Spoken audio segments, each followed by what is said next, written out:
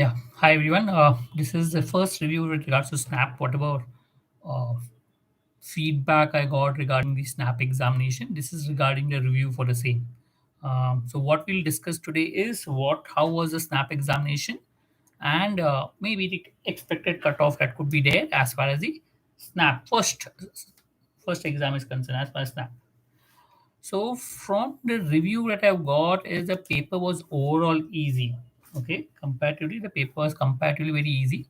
You can also mention whatever you feel in your review about the paper on the chat box. So I can look at that too. But from whatever I got feedback, paper was easy. Specifically the verbal and the logic part was comparatively easy, whereas the mathematics was slightly on the lengthier side and took time. So overall, people said that the verbal could have been easily completed maybe around 7-8 minutes. There's no time-consuming sum. Like there's nothing called reading comprehension. There's nothing called jumble para, which could take time. So that means, yeah, verbal could have been easily completed very fast. I think there's only one new type of question, which was American English and British English. So what is the usage of it? Apart from it, it was more of fill in the blanks, preposition, and other type of questions that are asked. So that means you had one future continuous tense question, one preposition question, conjunction, fill in the blanks, uh, as such, direct indirect speech. But there was nothing called parajumbles. There was nothing called RCs. So there was no time consuming sum that was there. So overall, it was easy. Logic was also on an expert level, nothing which was tough. It was comparatively very easy. There was one input output sum, but that also was comparatively easy. I mean, um most of the question logic could have been easily solved quickly, as a matter of fact. So there were a couple of 2 or 3 questions on blood relation, 3 questions on coding, decoding, as such. Then linear arrangement, there were 1 or 2 questions. Clocks, 2 questions. Calendars, 1 questions. But there was no question on cubes and dices, which also there were around 6 odd questions on verbal reasoning questions. Yeah, so logic also was easy and could be solved in a given time frame. The problem a lot of students faced was the con section. Lengthier than, because it's 60-minute paper, so automatically anything which is a little lengthier will find lengthy. You need to try to complete as many questions as possible.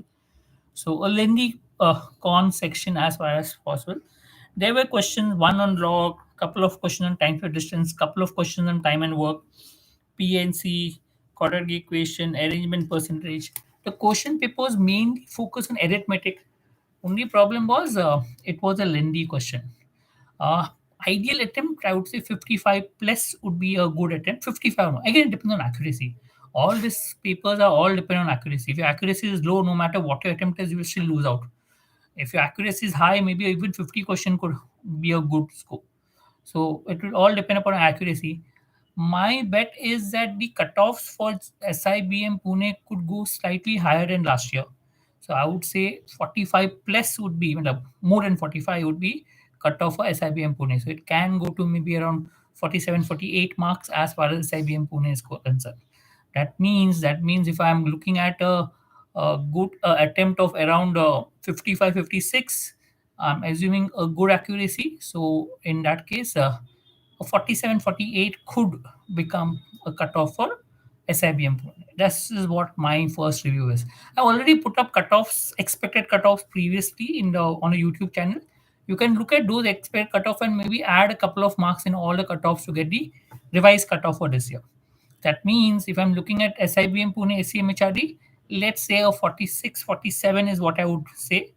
Maybe a 48 even SIBM Pune. Uh, so around that is what I'm expecting. Same way, if I'm looking at SIB Pune, it could go to around 41, 42. SIBM Bangalore could go to 40, and so on. But yeah, it'll all depend upon the accuracy, how accurate you are. The paper seemed easy, so a lot of people feel that they've attempted it accurately, and therefore, hopefully, people get this one. But yes, just to review again, verbal was very simple, no time consuming sum, so people could solve it quickly. Logic was quite simple. Again, could have been solved. Most of the questions could have been solved quickly. That is what Snap has been usually, easy verbal, easy logic. Con was time consuming, a lot of arithmetic questions, but time consuming. So that would take a little bit more time. So therefore, if you're first solve the verbal and logic and then come to quant, you would always be in a good state. So it was time consuming. Overall attempt of 55 would be a great attempt, I would say. And if you have 55 attempts, that means I would say the overall cutoff would be around 46, 47 is what I would expect for SIBM Pune and SEMHRD. Is that my first gut feeling? Because most of the people have solved around 50 questions plus. Good great attempts would be 55 plus, 55 or more. And that's what the whole pattern would be in terms of paper pattern. So what you need to do, I mean, if you're giving the second attempt next, you will have a fair idea as to what is the score you need to score. The paper pattern in the next attempt would remain the similar on similar lines of what it was. So you know the type of question that came in the first attempt. The type of question may change a bit, but overall you will have a fair idea what the type of questions are as such. Also, there is no great advantage in these type of papers to write the first attempt or second attempt, second paper. It will all depend on how accurate you can solve. I mean, there is no way you can solve faster in the next attempt or slower in the next attempt, because a question in a con taking that much time will take the same time. They will obviously modify the question, so there will be no great advantage in the second slot for the question. But yeah, the advantage in the second and third slot is you will have a fair idea what cutoff you could expect in terms of symbiosis. And since you know what cutoff to be expected, therefore you could maybe plan the paper better. That's all you could have advantage of. But otherwise, I don't think there was any major surprises in the examination. Almost all the questions that came in were on the expected line. One DI question, etc., all on the expected lines as such. If you could avoid calculation too much and could solve by gut feel, you could have solved easily attempted more number of questions, and that was what was required. So coming cutoffs overall, let me put it SIBM Pune, SCMHRD, let's say 46, 47 marks is what is I could say could be the, I mean, let's say around 46 I would put as a cutoff is what I would put. If you're looking at SIBM Pune, 46 could be the cutoff as far as the college is concerned.